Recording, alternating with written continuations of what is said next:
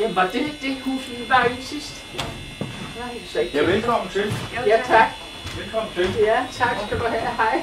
Tillykke med fødselsdagen i morgen. Ja. I morgen. Hej, Nana. Ja, hej. Har jeg forsøgt at ringe til dig? Jeg slet. Hvor går det med det er ikke sjovt, hva'? Ja, så vi skal også have et frakke med, hvis tror jeg. Ja, okay. Jamen, hvor skal du nu derovre efter, du lille ven? Nu må du hellere komme her. Nej, det er mig, der har sagt, at jeg skal han se. Nå, men jeg skal have din frakke, jo ikke? Ja, så kom jeg til din mor. Nå, jamen det var da lettere. Nå, så skal din mor gå hen til dig. Jo, men nu skulle jeg jo lige se, hvordan I havde fået arrangeret det. Ja. Så skal jeg lige have det her også. Sådan. Ja. Er det arbejde, du har? Ja, jeg fik fra mit arbejde, ja. Men det vil vi ikke, at de bliver godkendt, eller er det her, for det er antil det her med, at de her skinner bliver betalt, så det bliver ikke godkendt. Tænk, var det her, vi sad sidste år? Ja. Jamen, så var bordet der. Det stod ikke der, synes jeg. Sidste år. Vi er sammen, mor. Jana, hvor parkerer du bilen henne? Parkerer du her? Eller derovre? Derovre, ja. Ja, fordi mange han prøver at ringe, at du kan køre bare lige, altså, så de går ikke så langt vej, det der. Det var ikke så meget, vi gik jo. Nå, men det kan jeg jo se på vejen hjem, så kan jeg... Nå, det har jeg ikke bare set. Ja, det er mere ved det. Det var også et arbejde. Det er ikke sikkert, jeg har fundet ud af det. Ja, det er magter ved at have farligt. Nå, det var godt. Hvad med, har du smerter stadigvæk i armen? Ja. Skal vi lige smøre på bordet? Hvis jeg vil væk mig, så giver det min arm, så er det med det samme. Det er et dejligt lokale, det her. Det er det samme.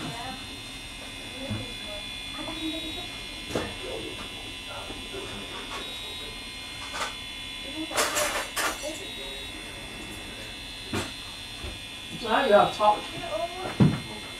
De unge mennesker. Skal jeg tage min taske nu?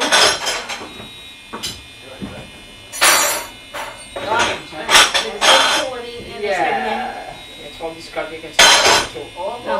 Det er ikke fordi jeg har noget, de skal have. Det er ikke fordi. Jeg skal lige ud på toilettet. Ja, og det bliver.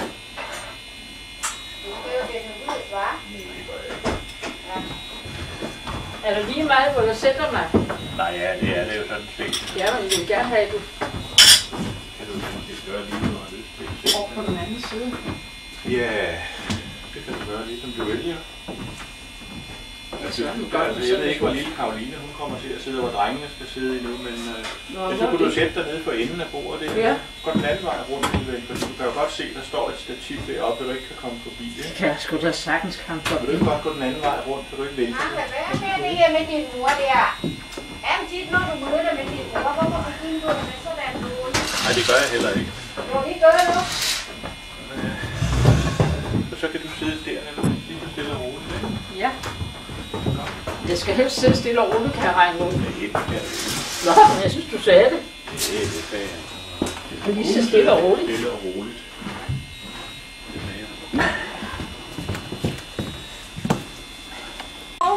Ja. Lykke! Hej. Nej. Kig ind den der, hvor du holder. Den venstre. Hej, Helle. Velkommen til. Du skal holde på stativet. Du skal holde på stativet, det er mig. Stativet, det er der. Godmorgen. Hej, Oma. Hej, Oma. Hej, Oma. Nej. Hej, Annette. Og jeg skal åbne så meget tid. Lykke med det. Så det er morgen. Tak. Tak.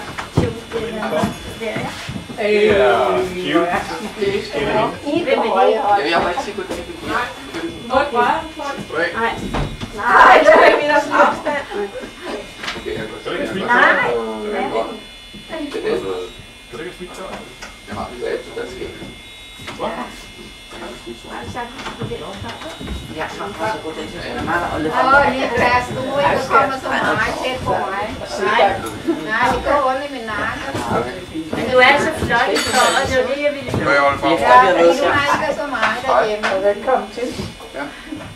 Jeg stod med dem alene, fordi... Hvad med snart at få en vinter fra ham? Er det Niklas? Han havde bare så godt. Niklas? Det var ikke rigtig.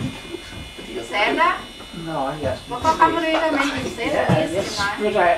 Så langt væk. Sæt det her avis. Har du gør? Nej, ikke. Ja, det er for Hvad? Jeg er faktisk for kød. Ja, ja. Men det synes jeg, du har været de sidste gange, jeg har sagt. Så har du Nu skal vi lave det op og meget. Jeg kunne ikke have det med herovre. Jeg har rumlet, og nu skal jeg rumme, så sætter du ind i garage. Det er ikke tørt. Nej, jeg skal nok prøve. Jeg skal nok prøve. Nogen som jeg synes. ikke. Jeg har den der. Tror du, du skal en stund? Ja. Så skal du ikke have mig aviser. Er det i en færge? Ja, vi har snakket. Rivefærge. Jeg ved ikke, om I vil finde jer et bedre sted, eller vi lige vil rende lidt rundt og snakke lidt om skidt, fordi så kan jeg jo lige få lidt spejlet med en. Det vil vi gerne have. Hvad går det? Noget balkon. Jamen, hvem kommer mere? Håber det samme. Mette og Karoline. Ja, Karoline og dem selvfølgelig. Ja, Karoline, det var Mette og Kim og Karoline. ja selvfølgelig. Men nu er du bare Karoline. Michael, jeg har den der lige i kæler, der hvis du har brug for, så må du godt prøve. Er det ikke at få det? Skal passe hende? Det er den gang, som vi har som vi ikke har lavet om, ikke? Så de har nogen med det, eller hvad er der for nogen med det? Du har siddet for længe med computer. Som vi kender det her. Det er nok 6 uger. Du er snart så. Ja, det tror jeg nok er store, men det er ikke. Det var ikke længe før, så hang du ham over. Hvad? Hvis du har brug for i Sverige, Han bliver ikke så lang tid, der kan du godt se det. Det gør han. ja, fordi den passer til den her, den er lige den her, så er det far, det kan da godt være Michael bruge, men det er flere år siden. Den har du også hørt om. Jeg kender en gammel dame, der tager den, ikke? Det er 2 dage, så bliver hun på 20 år længere. Okay, hun gik videre til de der små. Jeg kunne prøve at give en sådan par stykker. Det var ikke Og det godt. kan man ikke. Ja, for det er en stor Så ved du hvad? Det har jeg givet. Dårlige hjerte. Nej, det var det ikke. Så fandt jeg Og det så der. lige pludselig, da hun havde taget det hele det var 2 dage, så fik hun sådan de alle led og alt. Den Mangler ikke dine mor. Og de piller, jeg har ikke plads til flere, de kan gøre det. Nej, det skal jeg ikke. Vi får det heller ikke. Jeg har givet Ja, og det det til. stod for kant. Ja, de hedder... Det er da lige en størrelse her. Selvom der står 4 år på. Og så var der sådan en lille rød bluse. Jeg kunne lade det stå på. Det var på. Ja, men Du ville også sagt, at du skulle komme tilbage med det. Emil kommer tilbage med tørmøde over. Nej, også det der er. Hvem skal have det? Jeg har sagt, at hun skulle komme videre. Nå? Hun er jo også små drenge derovre nu. Jeg tænker, at hun har det meget småt. Han kan jo være drenge.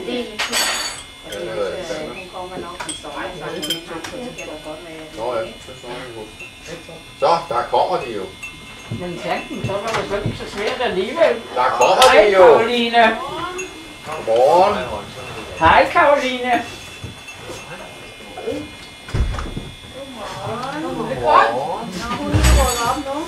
Nej, det var ikke så meget inde. Det synes jeg, det var lidt travlt. Vi kender det. det kender vi jo også. Hej. Jeg lige have den her også.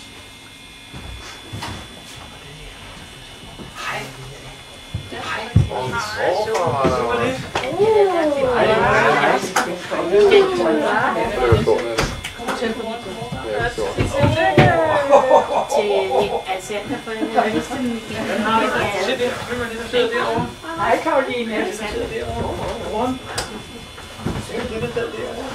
Nå, det er den arm der. Vi gør sådan her, så det er jo... Hej, kan du også sige godmorgen til dem? Ja, det er også noget værd. Kom ud, ja. Kommer du, Karoline? Du må ikke røre ham. Ah, ja, det er ikke så det er jo ikke så Alexander. Jeg kan aldrig se det foran mig. Nej, det er det. Nej, jeg kan godt gøre det. Kom så.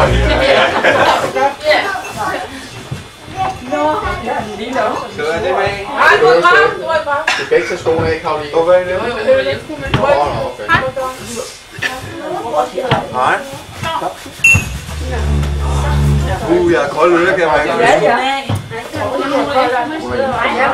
det er det. Det er også en koldt nu for. Skal der sko af? Ja, det er hjemmesbrug. Jeg har set Det er varme øret. Kan man ikke få varme det andet også? Tak. Det er bare i munden, hvis det skal være. Nej, det er okay. Skulle vi lige læse bil om? Læse bil om? Ja. Sgu ikke lige nu. Sgu ikke lige nu. Hvad? Det gør vi bag. Jeg skal nok komme ind.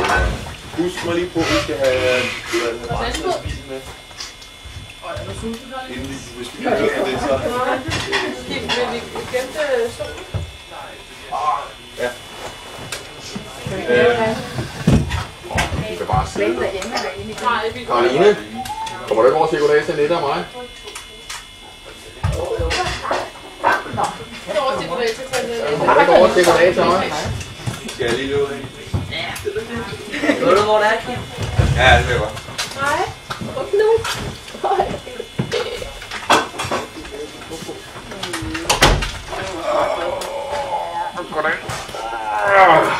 Hvordan har du det? Det var dejligt at høre. Okay, ja, det er godt. Hvad hedder det? Kim nød igen.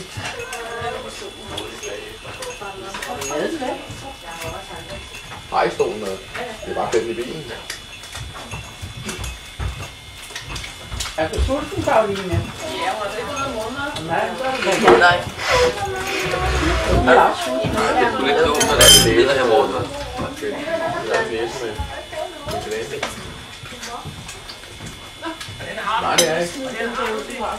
Hvad er det? Hvad?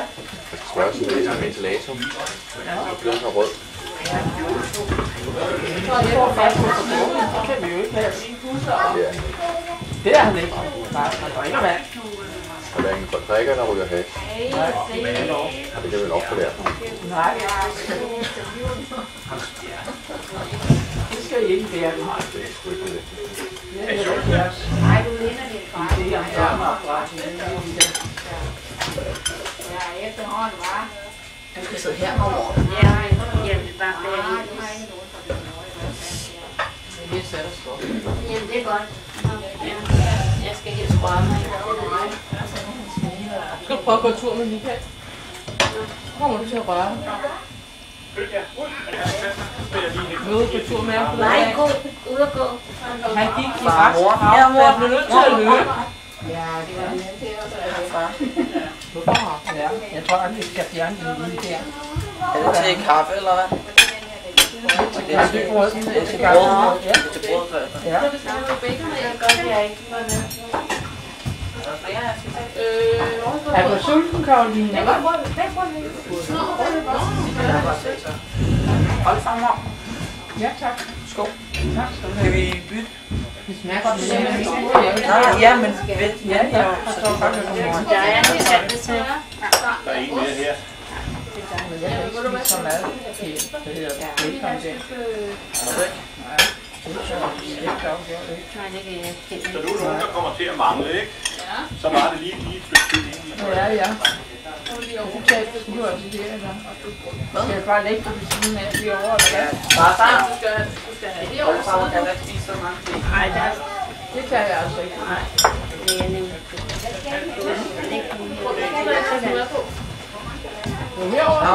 Har du fået den taget? Ja, kom her med. Hvad med dig, mormor?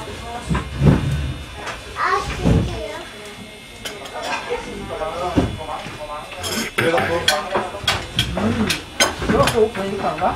Så det har jeg set over. Jeg skal ikke bruge det på med.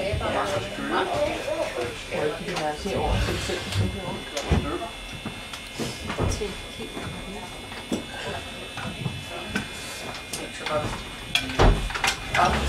Hvor meget individuelt er stolen, ikke?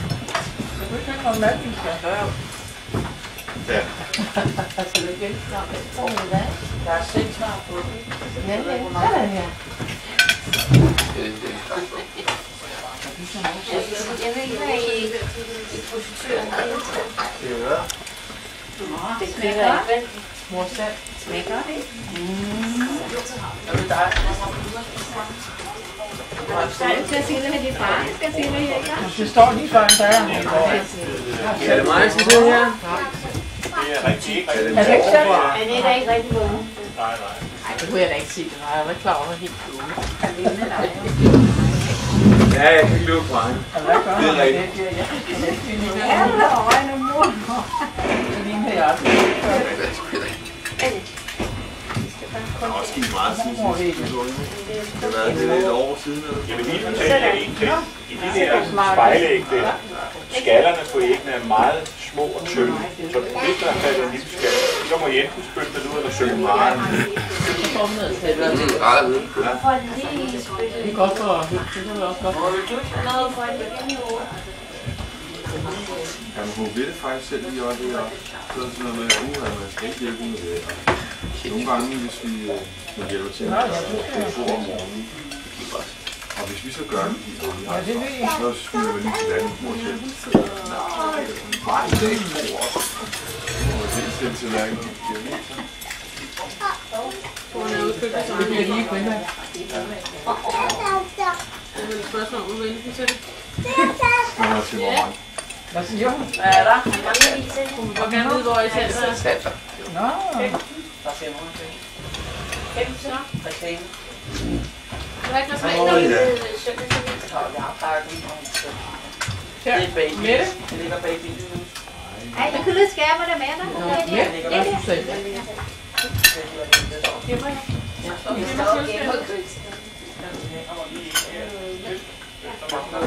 Ej, det er simpelthen portionsanretninger. Færdig, jeg var færdig. Okay. Det der er det selv. Det skal sidde der. Så. Har du ikke set over? Der er tekstil. Det kan du godt. Den er godt. Jamen, jeg ved ikke, hvis du sidder her, eller kigge mere. Jeg er bare rød. Vil I Nej, have det hver? skal i hvert fald sidde sådan af. Vil du over? Så rykker jeg mig. Vil du sidde sådan af? Hvem mangler? Den Ja. mangler ikke. Hvem mangler det? Jeg kan godt sidde her. Jeg spurgte, hvem manglede spejlæg? Mangler der nogen der? Jeg sætter til. Det er Nannas plads. Prøv lige at flytte den der. Skal du have spejlæg? Flytter jeg den. Ja, det er Og du har der. Og du har. Har I alle sammen fået spejlæg? Kim har ikke. Jo. Alle har fået. Hvem mangler? Hej. Der sker jeg rigtigt. Hvem skal sidde der? Hvem skal sidde der? Hej skat. Skal jeg sidde der? Jeg skal lige ud og lave lidt mad. Du holder bare på. Det kan du ikke, fordi jeg skal bare spejle mig. Nej, hvor går den? Jo, det tror jeg. Jeg klarer lige det her først. Ja, vi er jo det. Det er jo anden fest. Vil du også have et brød? Ja, tak. Hvad med dig, Mette? Ja. Hvad vil I have? Ingen dame.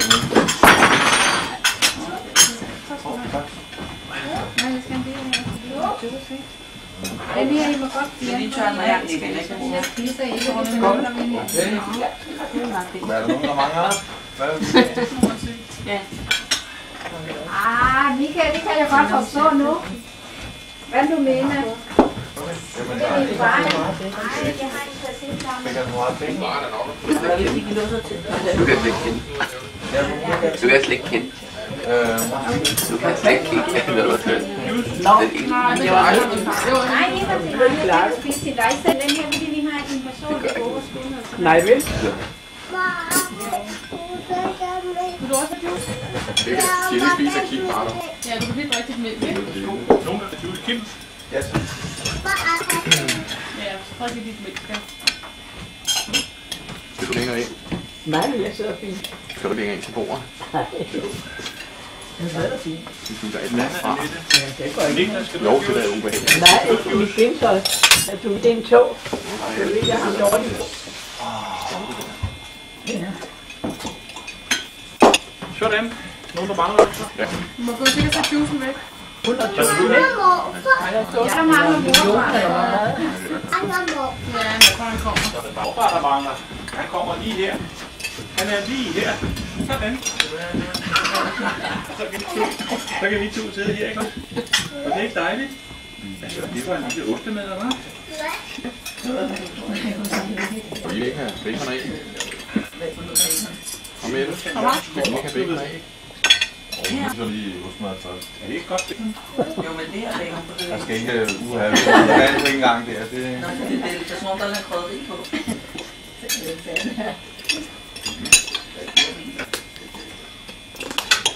Nu er kaffe nu, Peter. Vi har taget, vi kan godt selv tage. Og sidde og slå det i dag. nu er det ikke væk. Det er ikke. Det gør ikke noget. Faktisk på den anden fødselsdag, i stedet for man altid selv kan stå. Man burde fejre hinandens fødselsdage, så man når man er fødselsdag, så er man fri, så kan man komme til et andet sted og holde lidt fejre, når man var lille, og man kom ind på skole. Det var godt bacon, det var godt længe, skulle vente på det, hva'? Jeg synes, du er et brækåben mand. Det er ikke godt. Godt bacon, ikke? Jo. Hvad? Er det godt bacon? Det gik bare stærkt. Ja, lige skål. Skål. Skål.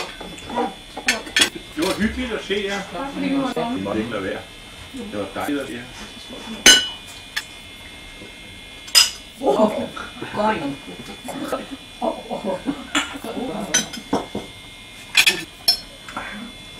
En lille håndfast dame, hva'? Ja, vi har vores egen ting. Vi har simpelthen vores egen linje. Nej, faren har det jo ikke. Han har jo ikke min måde. Nå, ikke Det det. kan ikke være for ham. Nå, Det er bacon. Det var ikke. Smag det. Laura. Hvad? Jo, jeg synes, det er fint nok. Den er blevet forsigtigt. Forsigtigt. Jeg synes, det. Ej, hvor giver det. Nogen, der har spillet i det, det er jo ikke meget. Det var også det. Ja, ja. Der er nemlig forskel at se. Det er det. Lige så tit, man skal ned for spejlet. Rød og næse. Det er